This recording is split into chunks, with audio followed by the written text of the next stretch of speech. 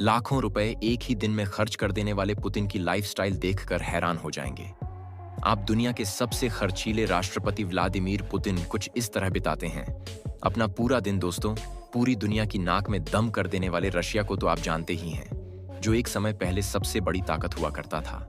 और आज उसी रशिया का राष्ट्रपति एक ऐसा इंसान है जो भले ही नॉर्थ कोरिया के शासक किम जोंग उन की तरह सनकी तानाशाह ना हो, लेकिन लाइफस्टाइल जीने के मामले में इन्होंने सभी को पीछे छोड़ दिया है। पर सवाल ये खड़ा होता है कि नेवी ऑफिसर का बेटा आखिर कैसे बना देश का राष्ट्रपति। आज हम सब कुछ जानेंगे, बस वीडियो छोड़कर कहीं मत जाइएगा। दोस्तों, आज 200 अरब डॉलर के मालिक व्लादिमीर पुतिन का सफर बिल्कुल भी आसान नहीं था। उनके पिता सोवियत नेवी में काम करते थे और माँ एक फैक्ट्री वर्कर थी। इनका जीवन गरीबी और अभाव में बीता। पुतिन बचपन से ही विद्रोही स्वभाव के थे। जहाँ बच्चे अपने टीचर्स के लिए फूल लेकर जाते थे, वहीं पुतिन अपने टीचर्स को पौधे भेंट करते थे। इनके पिता ने इन्हें बॉक्सिंग सिखानी चाहिए, लेकिन उन्होंने जूडो सीखा। पुतिन खुद कहते हैं कि मार्शल आर्ट ने उनकी जिंदगी बदल दी, जिसकी वजह से उनके अंदर दृढ़ता का भाव आया। पुतिन जब मिडिल स्कूल में हुआ करते थे, तब भी उन्हें कम्युनिस्ट पार्टी का स्कूल लीडर चुना गया। उनका सपना था कि वह सोवियत सीक्रेट के एजेंट बने। अब उनका ये सपना तो पूरा नहीं हुआ, लेकिन साल 1975 में उन्होंने रूस की खुफिया एजेंसी केजीबी ज्वाइन करी, जहां वो एक नॉर्मल जासूस माने जाते थे।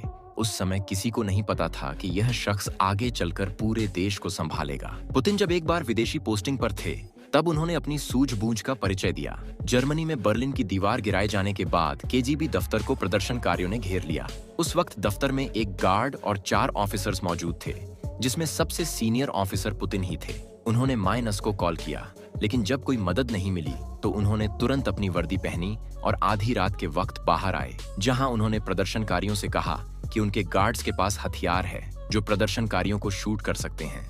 जिसके बाद वह सभी डरकर चले गए, जबकि ऐसा कुछ भी नहीं था। प्रदर्शनकारियों की तादाद बहुत ज्यादा थी और अंदर कोई भी नहीं था, लेकिन फिर भी पुतिन के कॉन्फिडेंस को देखकर सभी की हालत खराब हो गई। मार्च 1989 में सोवियत यूनियन में पहली बार चुनाव हुआ और यहीं से पुतिन ने पहली बार रशिया की राजनीति में कदम रखा, जहां कुछ ही वक्त में वो राष्ट्रपति बोरिस के सबसे भरोसेमंद इंसान बन गए। और फिर साल 1999 में बोरिस ने पुतिन के साथ गुप्त मीटिंग करी और कहा कि वो अपनी जगह उन्हें राष्ट्रपति बनाना चाहते हैं।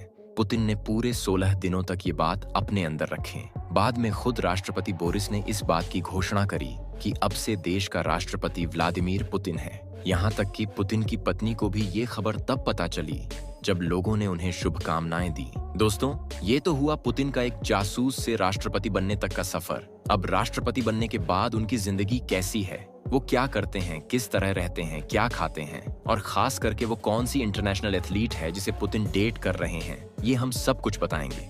पर सबसे पहले नजर डालते हैं पुतिन की हाईटेक सिक्योरिटी पर, जहां पुतिन की सिक्योरिटी का पूरा जिम्मा रूस के फेडरल प्रोटेक्शन सर्विस के अंडर आता है।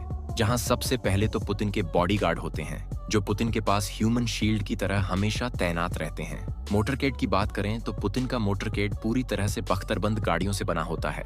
इसमें ऑनरस सीनेट लिमोजिन शामिल होती है, जो बुलेट प्रूफ और बम रोधी होती है। मोटरकेड में कुछ नकली गाड़ियां भी होती हैं, जो हमलावरों को भ्रमित करने के लिए इस्तेमाल करी जाती हैं। दोस्तों, जहां भी पुतिन जाते हैं, वहां पहले से ही ड्रोन, स्नाइपर और इलेक्ट्रॉनिक निगरानी के माध्यम से पूरे एरिया को सुरक्षित और स्कैन किया जाता है। उनकी हर गतिविधि को गुप्त रखा जाता है और किसी भी खतरे से बचने के लिए पहले से ही प्लानिंग करके रखी जाती है। दोस्तों, पुतिन के आसपास ऐसे उपकरण होते हैं जो इलेक्ट्रॉनिक जैमर का काम करते हैं और ड्रोन या किसी भी कम्युनिकेशन डिवाइस को बाधित कर देते हैं। जहरीले पदार्थों और गैसों से बचाव के लिए उनके काफिले और कार्यालयों में एयर फिल्ट्रेशन सिस्टम और पॉइजन डिटेक्शन सिस्टम लगे होते हैं। यहाँ तक कि हर तरह से सुरक्षा देने के लिए पुतिन के मूवमेंट और शेड्यूल को बेहद गुप्त रखा जाता है।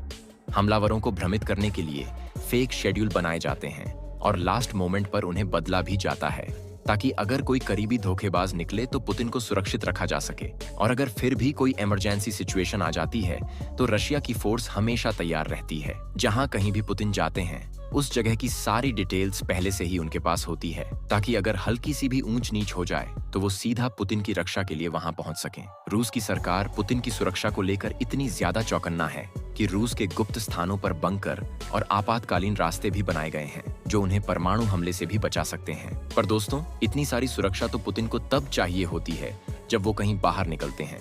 अगर वह घर पर या दफ्तर पर होते हैं तो उनका रूटीन बिल्कुल अलग होता है, जहां वह आराम से अच्छी खासी नींद लेकर उठते हैं। पुतिन को मोदी जी की तरह सुबह 5 बजे उठकर काम करने का कोई शौक नहीं है। वो हमेशा देर से ही उठते हैं और देर से ही दफ्तर भी जाते हैं। सुबह नींद पूरी करने के बाद जब पुतिन उठते हैं तो सबसे पहले अपनी कॉफी पीते हैं और फिर स्विमिंग या फिर एक्सरसाइज करने के लिए जिम निकल जाते हैं। अपना ये सारा काम खत्म करने के बाद पुतिन सुबह का नाश्ता करते हैं, जिसे वह भरपेट खाना पसंद करते हैं, क्योंकि सुबह नाश्ता करने के बाद पुतिन दिन भर कुछ भी हैवी नहीं खाते हैं। सुबह के नाश्ते में आमतौर पर मीट मौजूद होता है। साथ ही सलाद में पुतिन खीरा टमाटर जैसी चीज खाना पसंद करते हैं। फिश खाना पुतिन को सबसे अच्छा लगता है, इसीलिए उनके पूरे दिन के मील में एक बार फिश जरूर होती है, जिसे यह अधिकतर सुबह के नाश्ते में ही खाते हैं, क्योंकि एक बार जब यह अपना सुबह का नाश्ता कर लेते हैं तो उसके बाद दोपहर में हल्की फुल्की चीज ही खाते हैं, जैसे कि फ्रूट्स हो गया या फिर जूस वगैरह। और अगर रात के डिनर की बात करी जाए तो पुतिन इतने ज्यादा बिजी रहते हैं कि अक्सर रात में डिनर करना भूल जाते हैं। हालांकि ड्राई फ्रूट्स और जूस वगैरह हमेशा इनके पास अवेलेबल होता है, ताकि कभी भी इन्हें थोड़ी बहुत भूख लगे तो ये खा सकें। वैसे दोस्तों, पुतिन की फैमिली बुक जिसे अलेक्जेंडर पुतिन ने लिखा है, उसमें व्लादिमीर पुतिन के बारे में बताया गया है कि इन्हें अपने माँ की बनाई हुई पाइस खाना बहुत पसंद है और आज भी यह जब कभी भी मौका मिलता है ऐसे खाने से पीछे नहीं हटते। यहाँ तक कि जब ये नरेंद्र मोदी से मिले थे तो उनके साथ भी इन्होंने पाइस का लुत्फ उठाया था। पुतिन खुद ये बात कहते हैं कि जब कभी भी मैं बाहर जाता हूँ तो मुझे वहाँ का लोकल क्यूजीन खाना पसंद है, ताकि मैं अलग अलग जगहों के टेस्ट को एक्सपीरियंस कर सकूं। दोस्तों, कामकाज की बात करी जाए तो पुतिन दोपहर को ऑफिस पहुँचते हैं और देर रात तक काम करते हैं। पुतिन बहुत ही ज्यादा काम करते हैं। इन्हें हर एक चीज परफेक्ट तरीके से चाहिए होती है, लेकिन इसका ये मतलब नहीं है कि इनकी लाइफ में मौज मस्ती नहीं है। पुतिन को आइस हॉकी खेलना बहुत पसंद है और ये अपने फ्रेंडली एसोसिएट्स के साथ अक्सर आइस हॉकी खेलने निकल जाते हैं। संडे को ये इंग्लिश लैंग्वेज की क्लास भी करते हैं और पुतिन का भगवान पर भी बहुत भरोसा है, इसीलिए खास तौर पर ये संडे को वक्त निकालकर प्रेयर्स भी करते हैं। दोस्तों, अगर हम इनकी पर्सनल लाइफ की बात करें तो व्लादिमीर पुतिन की पूर्व पत्नी का नाम ल्यूडमिला पुतिना था। उनकी शादी जुलाई 1983 में हुई थी। ल्यूडमिला एक शिक्षिका थीं और उन्होंने फ्लाइट अटेंडेंट के रूप में भी काम किया था। ल्यूडमिला से पुतिन को मारिया और कैटरीना नाम की 2 बेटियां हैं। हालांकि इनका डिवोर्स 2014 में हो गया था, लेकिन डिवोर्स से पहले ही पुतिन का एक्स्ट्रा मैरिटल अफेयर चल रहा था।